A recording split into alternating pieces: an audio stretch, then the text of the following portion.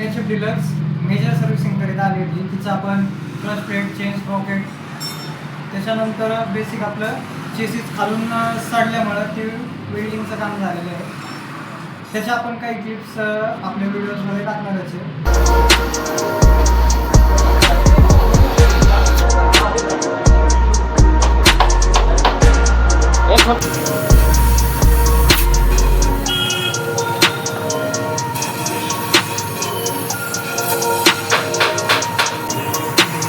बरं चालेल, तसं करतो मग. चल. हां.